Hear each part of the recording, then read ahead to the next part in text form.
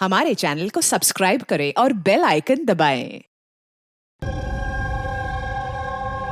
सारी की सारी दुनिया छुट्टी पर चली जाए, लेकिन मेड अगर छुट्टी पर चली गई तो जिंदगी हराम हो जाती है यार। बहुत लेट हो गया। अरे यार, लैब जाने में लेट हो रहा हूँ। ये कौन आ गया इस वक्त यार?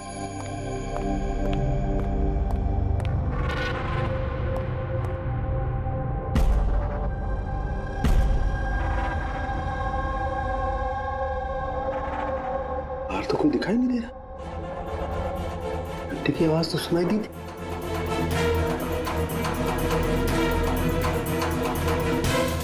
बाहर कोई दिखाई नहीं दे रहा, घंटी सुनाई दी, लेकिन कुछ गड़बड़ है।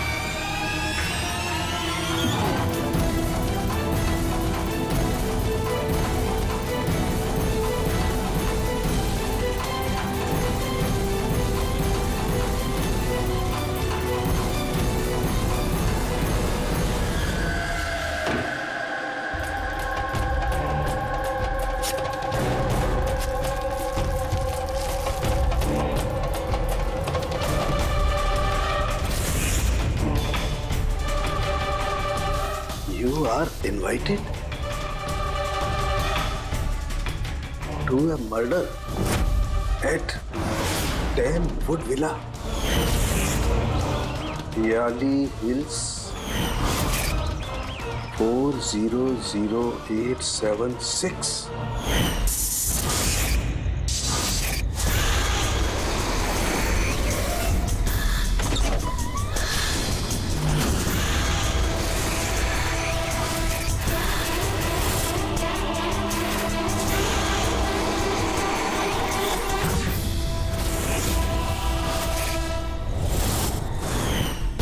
Catch me if you can. ये सच्चाई है या मजाक है?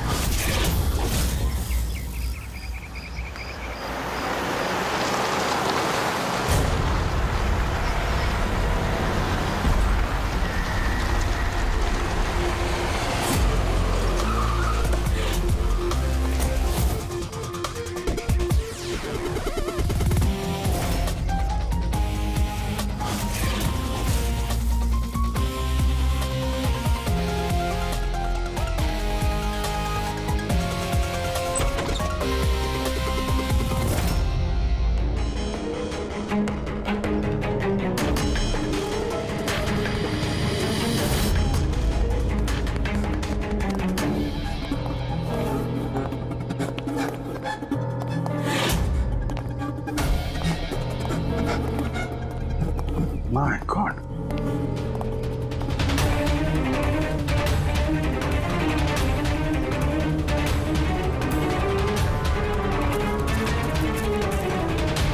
ना तो कोई भी नहीं है, ना कोई गार्ड, ना बंगले का मालिक। पंकज, जरा आसपास पता कर, बंगले का मालिक कौन है? जो भी इंफॉर्मेशन मिलती है लेकर आओ।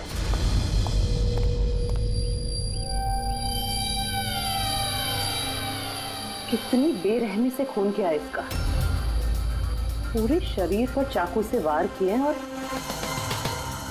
फिर भी जी नहीं भरा तो उंगलियां काट दी। इतना खून तो जो फैला हुआ है इसके गांव का नहीं हो सकता है। मतलब सा?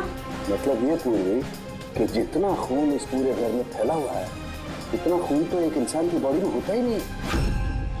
कोई आईडी वगैरह नहीं? कौन है ये लड़की? नहीं अभिजीत, कुछ नहीं मिला।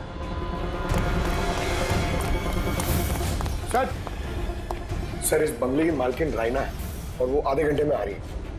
ओके, ठीक है। तब तक एक काम करते हैं, यहाँ पे जितनी भी चीजें हैं, ये ब्लड, कोई सबूत, सब इकट्ठा करते हैं। कुछ भी छूटनी नहीं चाहिए। पता तो चले क्या हुआ यहाँ पे।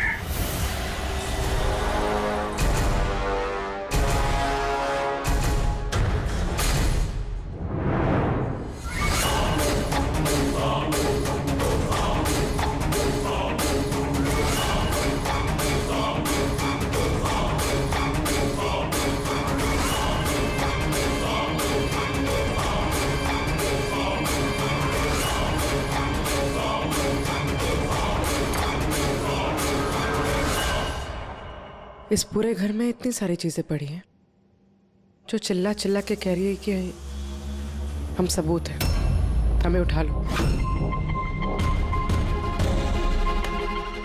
कहीं ये सब प्लांटेड तो नहीं? मतलब खूनी हमारे साथ गेम खेल रहा है।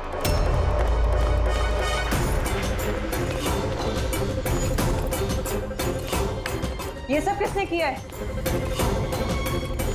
ये सब किसने किया है? What is all this? कमाल है सर, ये तो हम ही से पूछ रहे हैं किसने किया है। इतना गंदा कर दिया है, अब साफ नहीं कर सकते थे ये? वो सर साफ करने के लिए भी हमें बोल रही है। ये बदबू आ रही है। हे, मेरे बंगले में ये औरत क्या कर रही है? कौन है ये? ओए बिरजू, बिरजू कहाँ है? बिरजू, बिरजू। यार लाश देख के लोग या तो बेहोश हो जाते हैं या डर के मारे गिर जाते हैं। इसको तो कुछ हुआ ही नहीं। बिरजू, बिरजू, बिरजू, और बिरजू, बिरजू। रैना जी, आपने ये घर ऐसे ही लावारिस छोड़ रखा है? एक्सक्यूज मी, घर लावारिस नहीं है, इस घर की मालकिन मैं हूँ। ये मेरा पुश्तैनी बंगला है। आपका बंगला है तो आपने देखभाल करने के लिए किसी को रखा नहीं है क्या यहाँ पे? ऑफ कोर्स है बिरजू, बट पता नहीं वो कहाँ है। बिरजू! इस औरत की लाश पड़ी है आपके बंगले में, आप उसको भी नहीं जानती? मैं कुछ नहीं जानती, और अब प्लीज यहाँ से निकल जाइए और जाते जाते सब कुछ साफ करते हुए जाइए। बिरजू!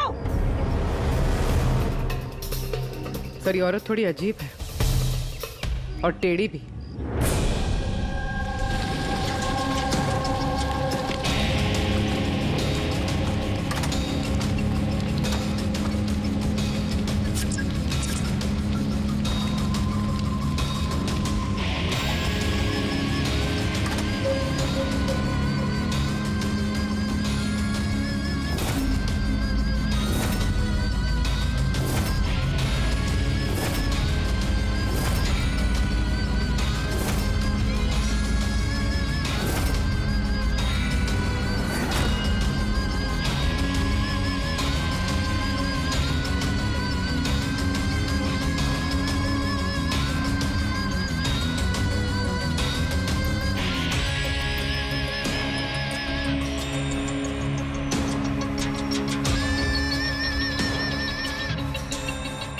एक केस और 18 सबूत, और खूनी ने सबूत ऐसे सजा के छोड़े थे कि बस पूछो मत।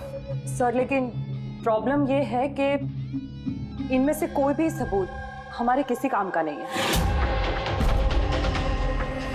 ये सारे सबूत हमारे किसी भी काम के नहीं है, इसका क्या मतलब है तारिका? मतलब ये कि ये सारे सबूत पुराने हैं। What? ये सारे सबूत पुराने तो क्या लड़की का खून भी पुराना है? कितने पुराने बताओ? सर 4 से 10 साल पुराने। ये सारे सबूत 4 से 10 साल पुराने, तो क्या इसका मतलब है इस लड़की का खून 10 साल पहले हुआ है?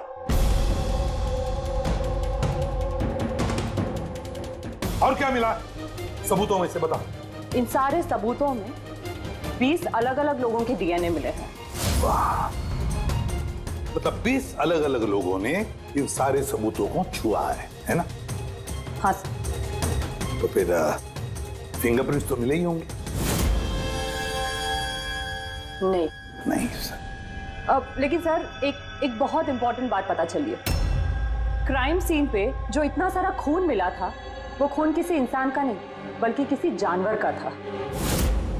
क्या?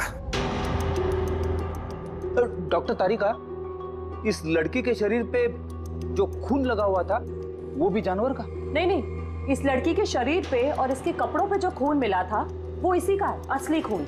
लेकिन इसके अलावा वहां पे जो भी चीजें थी वो सारी प्लांट की गई थी। लगभग 20 लोगों के डीएनए और इतने सारे सबूत क्राइम सीन पे आए कहां से सर? वही तो, इतने सारे सबूत, लेकिन हमारे हाथ में कुछ भी नहीं। वाह, आप चुपचाप बैठे रहो, कुछ मत बोलना। हम लोग यहाँ गप्पे लड़ा रहे हैं ना। बॉस, मैं जानता हूं ये सारे के सारे सबूत कहां से आए। पिछले कई सालों में सीआईडी ने जो केसेस सॉल्व किए हैं उसमें से कुछ इंपॉर्टेंट केसेस के इंपॉर्टेंट एविडेंस है ये सारे के सारे। क्या?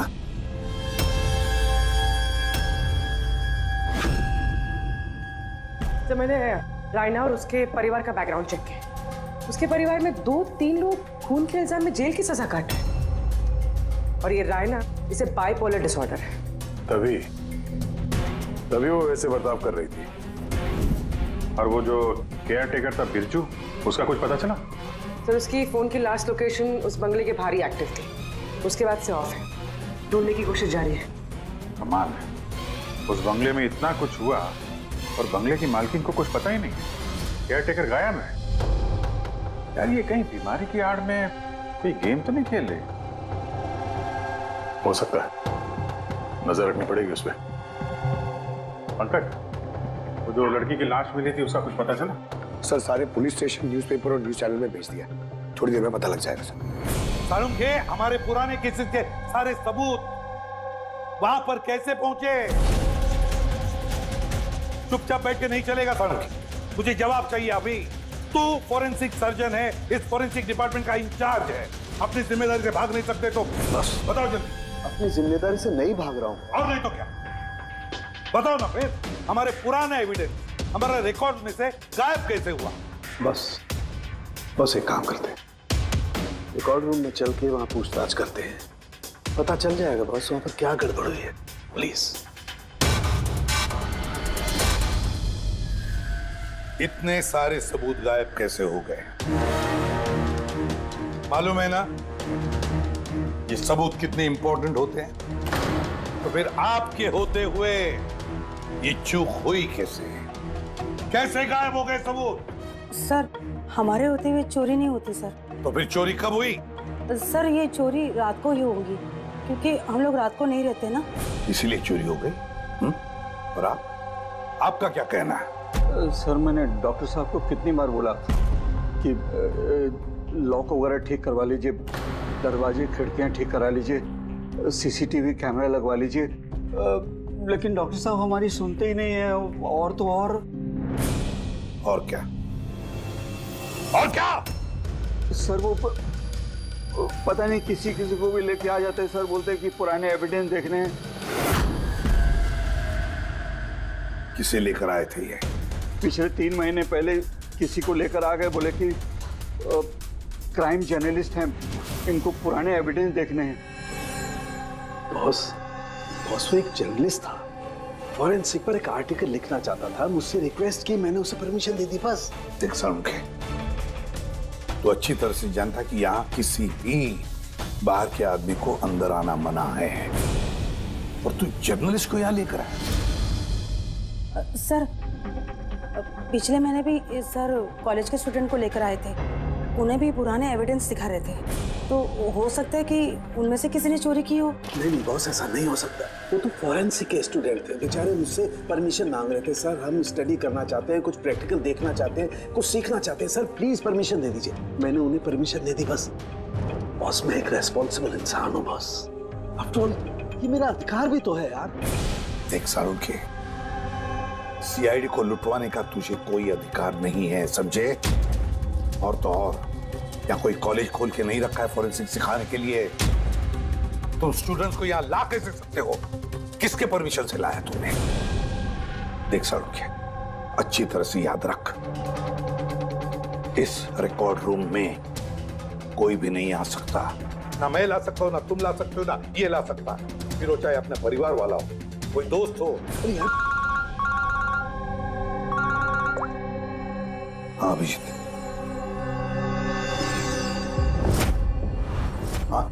सर, जिस लड़की की मौत हुई थी उसका नाम टीना है, और ये उनके पिताजी हैं, doctor Nirav sir, head of forensic, Chennai. Doctor Nirav? Nirav? Nirav? यार, मैंने नीरव किसी मार दिया। कंट्रोल योरसेल्फ, सब पता चल जाएगा। सर, आप लोग जानते हैं एक दूसरे को? हाँ अभिजीत, एक जमाना था जब मैं और नीरव साथ साथ काम किया करते थे। नीरव, एक मिनट बॉस। क्या? ये देख दोस्त, तेरा शक एकदम सही था दोस्त, इसमें टॉक्सिन है। डॉक्टर नीरव, जरा बताइए, आखिरी बार आपने अपनी बेटी टीना से कब बात की थी? कब देखा था उसे? एक्चुअली वो कॉलेज के हॉस्टल में रहती थी, 2 दिन पहले से बस गायब हो गई थी। नीरव हौसला रखो नीरव, जिसने भी किया है ना वो पकड़ा जाएगा। मैं पता लगाऊंगा नीरव, मैं पता लगाऊंगा किसने किया ये। नहीं साळुंखे, तुम नहीं पता लगाओगे। मैं नहीं पता लगाऊंगा मतलब तुम इस केस पर काम नहीं करोगे।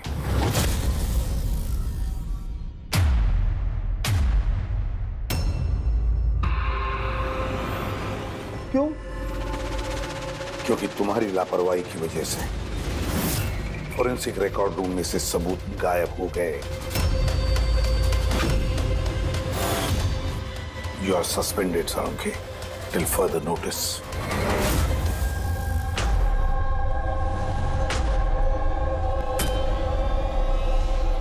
बस तुम्हें लगता है कि ये सब कुछ मेरी वजह से हुआ? तुम मुझ पर इल्जाम लगा रहे हो? ये इल्जाम नहीं है साळुंखे, ये हकीकत है और ये तुम अच्छी तरह से जानते हो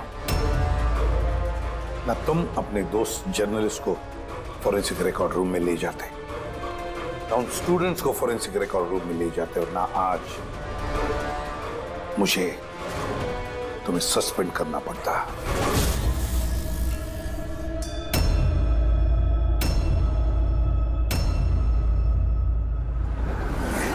यार, नीरव को मेरी जरूरत है, इस केस को मेरी जरूरत है यार, प्लीज। नहीं साळुंखे। सर आपने मुझे बुलाया? डॉक्टर तारिका, अब से तुम डॉक्टर नीरव की बेटी टीना की केस हैंडल करोगी। मैं? हाँ। लेकिन सर। अभिजीत, साळुंखे का दोस्त जर्नलिस्ट और उसके वो स्टूडेंट्स जो फोरेंसिक रिकॉर्ड रूम में आए थे, सबकी अच्छी तरह से इंक्वायरी करो, अच्छी तरह से।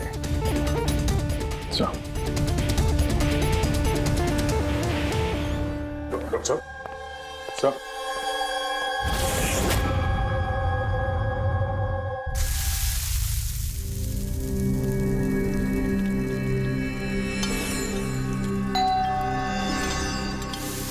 आ गए वो प्रद्युमन के दाएं बाएं, दया और अभिजीत, मेरे घाव पर मरहम लगाने के लिए।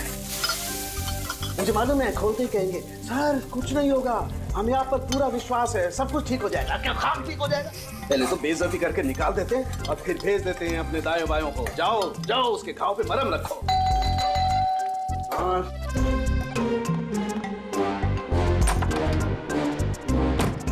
हाय। मॉर्निंग।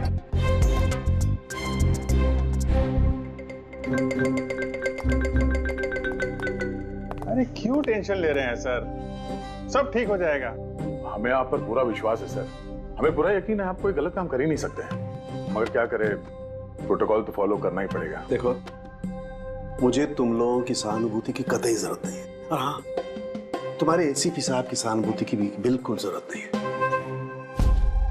बच्चा नहीं हूं, रो नहीं रहा।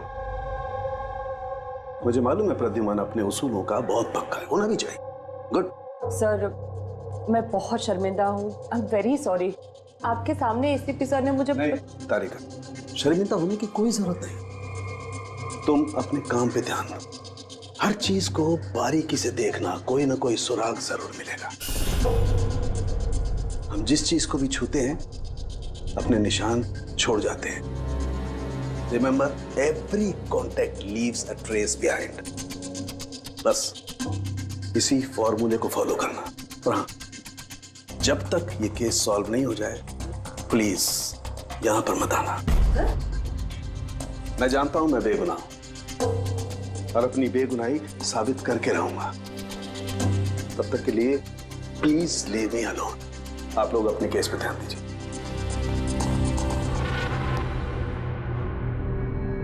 बहुत गर्म है मामला। वैसे सर खाने में क्या बना है? भूख बहुत लग रही है।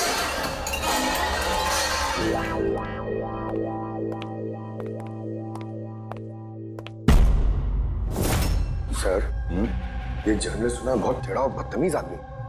3 महीने पहले डॉक्टर नीरव के साथ किसी बात पे झगड़ा भी हुआ था सर। देखते हैं कितना टेढ़ा है। सर, आपको अंदर बुलाया। Thank you.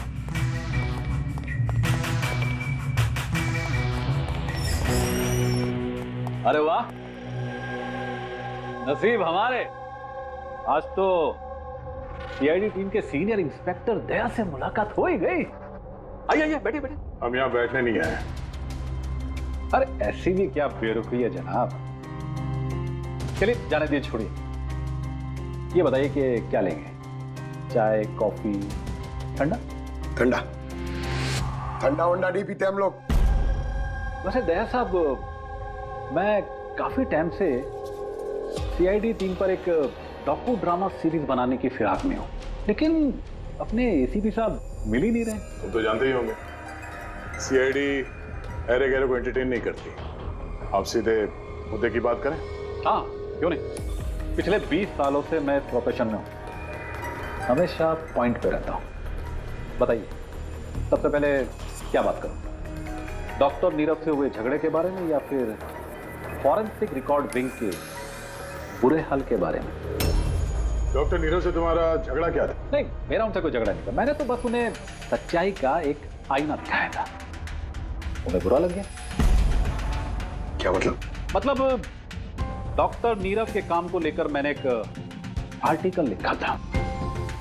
मेरे हिसाब से वो फॉरेंसिक के काम के प्रति ईमानदार नहीं थे, थोड़े ढीले ढाले किस्म के फॉरेंसिक एक्सपर्ट से। इसलिए उन्होंने मेरे खिलाफ मानहानि का केस भी किया। बहुत बेइज्जती हुई मेरी। मैंने उनसे माफी भी मांगी। बड़ा भी उनकी बेटी की दर्दनाक मौत को लेकर मुझे बहुत दुख हुआ। और अपना दुख जाहिर करने के लिए आपने एविडेंस रूम से एविडेंस चुरा कर वहां फेंक दिया जहां नीरव जी की बेटी का खून हुआ था। अरे जनाब, मैं भला ऐसा क्यों करने लगा? मैं भला क्यों पुरानी हड्डियां और खून से सनी साड़ियां चुराऊंगा? तो वहां एविडेंस विंग में क्या देखने गए थे? फॉरेंसिक लैब से एविडेंस कैसे चुराया जाता, मैं ये देखने गया था। मैं आप लोगों की लापरवाही देखने गया था। खैर, अब जाने दीजिए, ये सब बताने की कोई जरूरत नहीं। अब तो आप लोगों को भी पता चल ही गया होगा। देखिए, ज्यादा भाषण मत दीजिए आप। जितना जितना पूछा जाए उतना जवाब दीजिए बस। क्यों? जब खुद पर बात आई तो मिर्चें लग गई। आप लोगों के पास इस बात का जवाब है कि किसने कैसे फॉरेंसिक लैब से एविडेंस को चुराया होगा? मुझे तो लगता है कातिल आप लोगों की कमियां दिखाना चाहता है। खैर, जाने दीजिए। अब ये बताइए कि ये सीआईडी पर डॉक्यू ड्रामा सीरीज कब स्टार्ट करो? सर, इन्हें ब्यूरो लेके चलते हैं। लगता है ये सही जवाब वही देंगे। उसके लिए लंबा चौड़ा प्रोसीजर लगता है, और वैसे भी सबूत भी तो होना चाहिए ना। क्यों दया साहब? और जल्द मिलते हैं। प्रोसेस पूरा करके सारे एविडेंस लेके आएंगे और तब बात करते हैं सीआईडी पे डॉक्यू ड्रामा बनाने की। हाँ?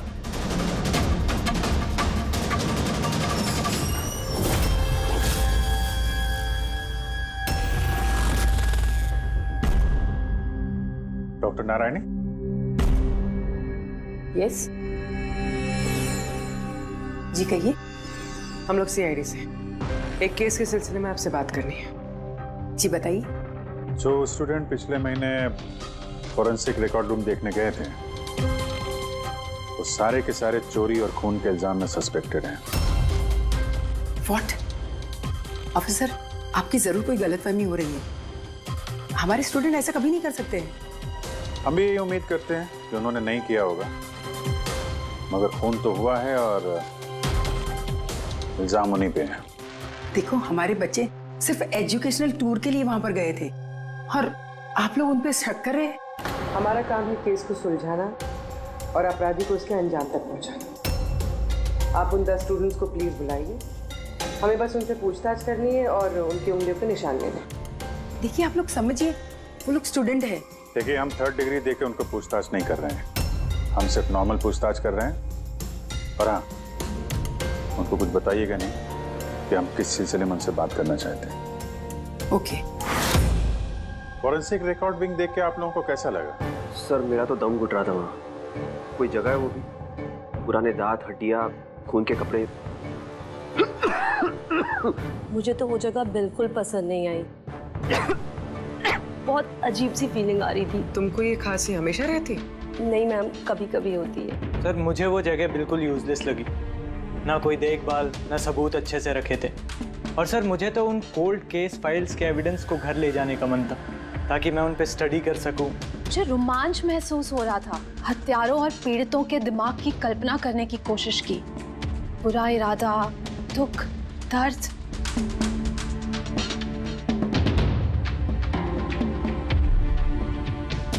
सर यहाँ तो 9 ही लोग हैं, एक नहीं है। हाँ, वो एक स्टूडेंट आज एब्सेंट है, उसकी तबीयत ठीक नहीं है। कौन है, क्या नाम है? सारिका। सारिका, हमें उसकी पूरी डिटेल्स चाहिए। हाँ तारिका, कुछ मिला क्या नहीं अब तक? देखो तारिका, हमारे पास वक्त नहीं है। सर मैं कब से वही ढूंढने की कोशिश कर रही हूँ कि मेरे हाथ में कुछ तो आ जाए, जिससे सालों के सर पे जो इल्जाम लगाए ना वो साफ हो जाए। जो कुछ भी हो, कोई ना कोई तो है जो सांखे को फंसाने की कोशिश कर रहा है। कौन हो सकता है और फिर क्यों कर रहा है वो ये? सर तो आपको ये बात पता है, फिर भी आपने सालों के सर को निकाला। तारिका, मैंने सिर्फ वही किया जो कानून ने मुझे कहा। मैं तो सालुंखी को क्या? सर को आप क्या? खूनी ने बहुत बड़ी गलती की है। कौन सी सर? जब तुम लोग वुडविला गए थे, उस घर में घूम रहे थे, अंदर से बाहर, बाहर से अंदर, सब जगह सबूत इकट्ठा कर रहे थे। उस वक्त फ्रेडी, तुम अपने निशान छोड़ रहे थे, अपने हाथों के निशान, पैरों के निशान और भी कुछ कुछ चीजों के निशान, और उसका तुम्हें पता भी नहीं था, एहसास भी नहीं था। और खूनी बिल्कुल वैसे ही निशान छोड़ कर गया है वहां पर। ऐसे निशान जो हम ट्रेस कर सकते हैं। ट्रेसेबल निशान? याद रखो, हम जिस चीज को भी छूते हैं अपने निशान छोड़ जाते हैं। Remember, every contact leaves a trace behind. Sir ने मुझे हिंट दिया था, मेरे दिमाग में कैसे नहीं आया?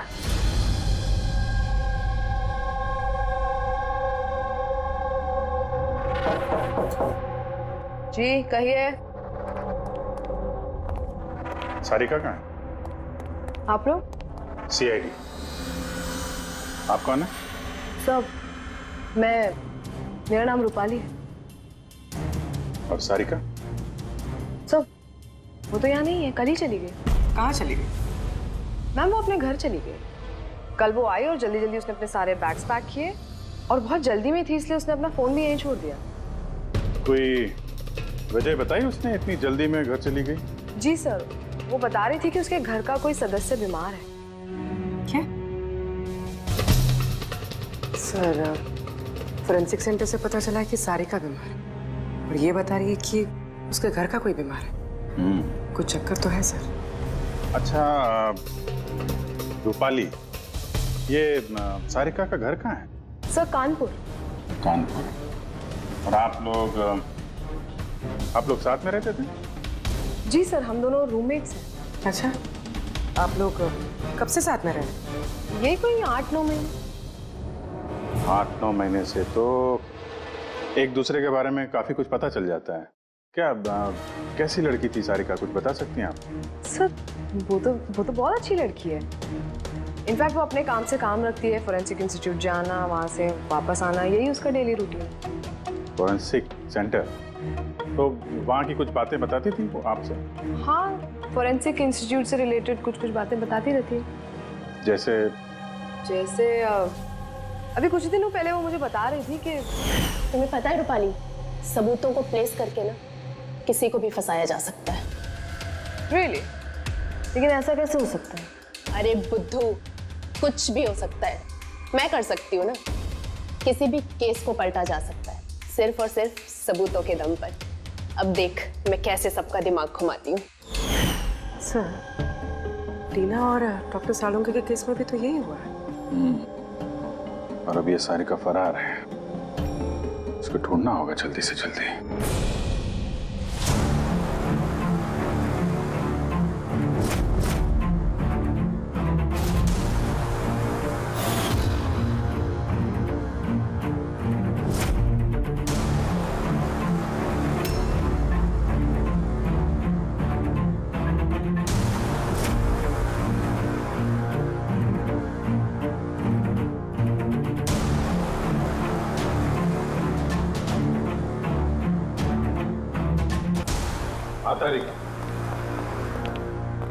सकोनी जो भी है, अभी उसने इतने सारे सबूत चुराए और क्राइम सीन पे प्लांट किए। ये करते वक्त उसने जरूर इन चीजों को छुआ है। लेकिन डॉक्टर तारिका, तुमने तो कहा था कि फिंगरप्रिंट्स के कोई निशान नहीं मिले, तो फिर इन चीजों को छुआ कैसे? उंगलियों के तो कोई निशान नहीं है, लेकिन मैं ये कहने की कोशिश कर रही हूँ कि इतने सारी चीजें उसने चुराई और क्राइम सीन पर प्लांट की। अब इतनी मेहनत करने के बाद उसे जरूर थोड़ा तो पसीना आया होगा। मतलब sweat analysis? Exactly, sweat analysis किया मैंने, स्वेट एनालिसिस। और इस प्रोसीजर से मुझे एक डीएनए भी मिला। ये देखिए, इस डीएनए से मुझे ये पता चला कि इस इंसान को एक खास किस्म की बीमारी है, सिस्टिक फाइब्रोसिस। ये किस तरह की बीमारी है? ये एक जेनेटिक बीमारी है पूर्वी। इस बीमारी से इंसान के बॉडी ऑर्गन्स जैसे किडनी, लंग्स, पैनक्रियाज, इंटेस्टाइन, ये सब डैमेज होने लगते हैं। तो डॉक्टर तारिका, इस बीमारी की तो पहचान भी होगी ना? कोई सिम्टम्स तो होंगे? सिम्टम्स है। अगर ये बीमारी ज्यादा टाइम तक रहे तो वो इंसान की उसकी ग्रोथ पुअर हो जाती है, फैटी स्टूल्स होने लगते हैं, सांस लेने में तकलीफ होती है, बहुत खांसी आती है, इनफैक्ट साइनस इन्फेक्शंस होने लगता है। सांस लेने में तकलीफ और खांसी? तो ऐसे मरीजों को तो हॉस्पिटल के काफी चक्कर लगाने पड़ते होंगे। कांस्टेंट मॉनिटरिंग की जरूरत पड़ती है। बस सुविधा भेजिए। शहर में जितने भी हॉस्पिटल्स हैं, सब में जाकर के पता लगाओ सिस्टिक फाइब्रोसिस के मरीज कितने हैं और क्या उनमें से कोई एक ऐसा पेशेंट है जिसका हमारे इस केस से संबंध है।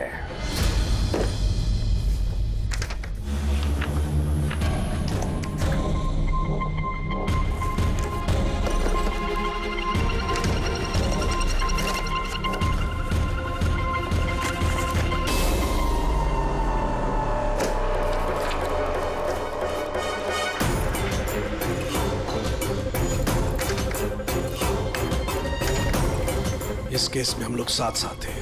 यस। डॉक्टर नीरव की बेटी को मार दिया गया, मुझे सस्पेंड कर दिया गया, तो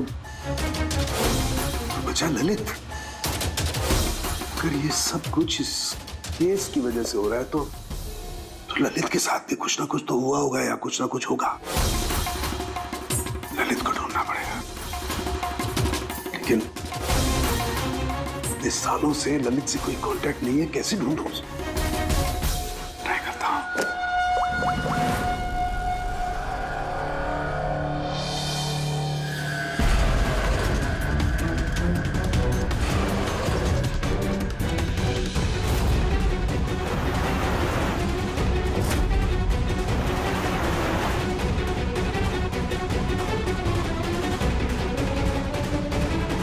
Are you sure? ये वही है? जी हाँ, ये वही है। और इसको हॉस्पिटल में 2-3 बार आना ही पड़ता है। My God. Thank you very much. Thank you.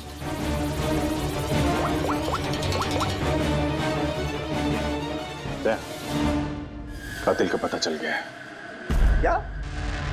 Doctor Lalit मर गए 5 साल पहले? हाँ सर, आप उनकी बेटी से मिल सकते हैं। कहाँ है उनकी बेटी? मेरी बात हो सकती? वो तो मुंबई में है सर, सारिका नाम है उसका। सारिका? जी sir. Okay, thank you. Sarika Mumbai में है।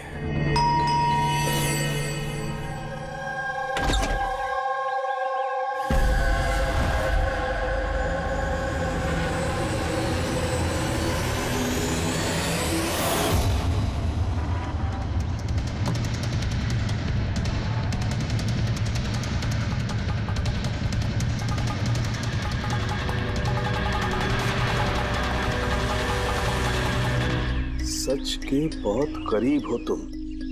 एक आखिरी जगह जहां खून होगा। इंतजार कर रहा हूं तुम्हारा, वही जहां से ये सब शुरू हुआ था 8 साल पहले।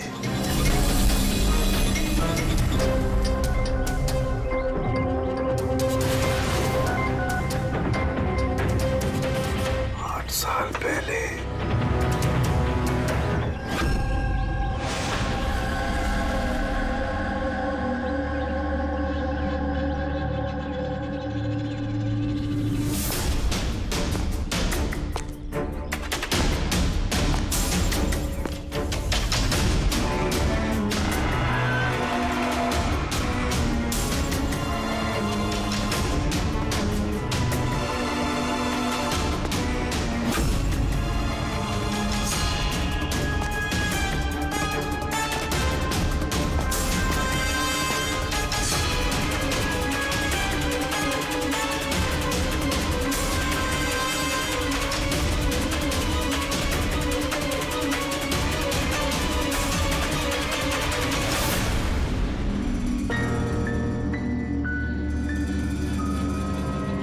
सारिका, इसे किसने मारा? ये लाइट को क्या हुआ? वो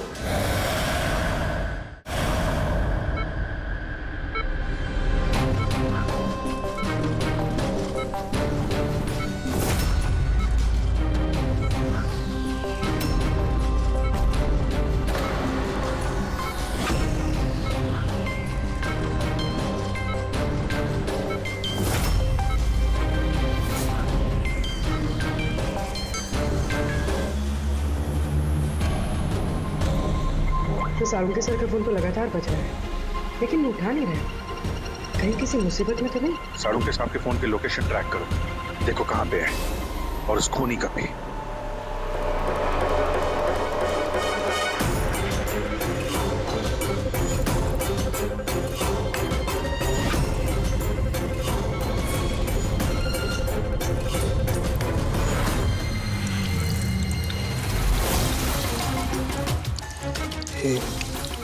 ये क्या कर रही हो? तुम्हारी मौत है, धीरे धीरे और बहुत ही दर्दनाक।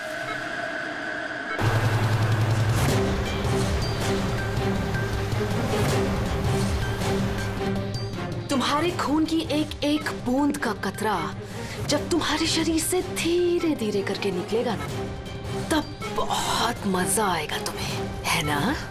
लेकिन तुम ऐसा क्यों कर रही हो? अपने बाप की मौत का बदला ले रही हूँ। अरे हत्यारे हो तुम तीनों। तुम्हारा बाप रघु? हाँ, रघु, जिसे तुमने, डॉक्टर ललित ने और डॉक्टर नीरव ने मिलकर मार डाला। और तुम्हारी वजह से आज मेरा बाप मेरे साथ नहीं है। मार डाला? हमने? कैसे? सबूत इकट्ठा करके मार डाला। तुम लोगों ने सबूत इकट्ठा किया, मेरे बाप को फांसी की सजा दिलवा दी। देखो देखो, सबूत इकट्ठा करना, सजा दिलवाना, ये फोरेंसिक का काम है। काम है?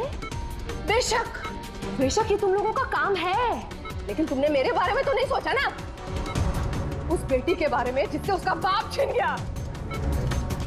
मेरे बाप की मौत के बाद मैं सदमे में आ गई थी, और सदमे से बाहर आने के बाद मैंने सोच लिया था, ठान लिया था कि मैं तुम तीनों को तुम्हारे किए की सजा देकर रहूंगी। तो इसीलिए तुमने टीना को मार डाला?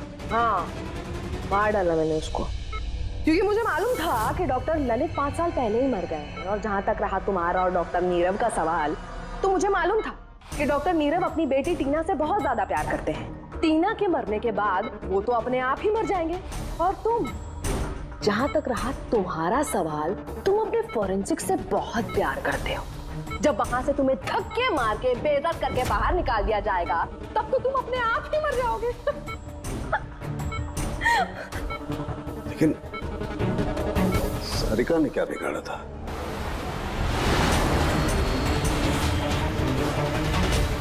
सारिका? उसे तो मरना ही था। वो ललित की बेटी जो थी, और वो फॉरेंसिक में काम करती थी, तो मेरे काम आती ना वो। उसी की मदद से तो मैंने फॉरेंसिक विंग से सारे सबूत इकट्ठा किए थे।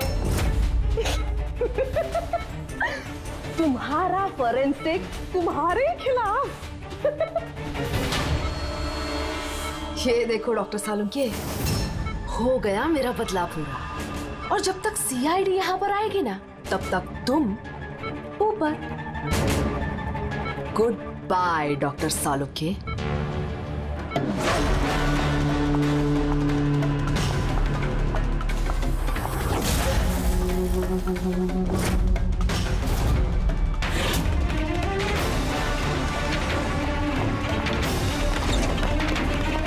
रूपाली, खेल खत्म तुम्हारा। मेरा खेल खत्म और सालुंके का भी। बचा सकते हो ना तुम लोग, तो बचा लो। खून का कर्ज हो गया अब तो बॉस तुम्हारा मुझ पर। मेरा कर्ज नहीं हुआ है खून का तुम्हारे ऊपर। ये तो वो कर्जा है जिन लोगों को तूने फांसी पर लटकाने में मदद की ना हमारी, वो कर्जा है। अब चुका दे। अच्छा सुन, बहुत आराम हो गया, सीधे काम पर चला। अच्छा जल्दी से ठीक हो जाइए। तारिका अकेली मुर्दों से बातें कर रही है। ओहो तारिका, अभिजीत को तुम्हारी बड़ी फिक्र है भाई। देखो भाई, अब एक हफ्ते तो मैं यहाँ से हिलने वाला नहीं हूँ बॉस। एक काम करो ना, तब तक तारिका से काम चला लो। अच्छा ये आराम करिए आप। Silence please. हाँ साइलेंस, चुप।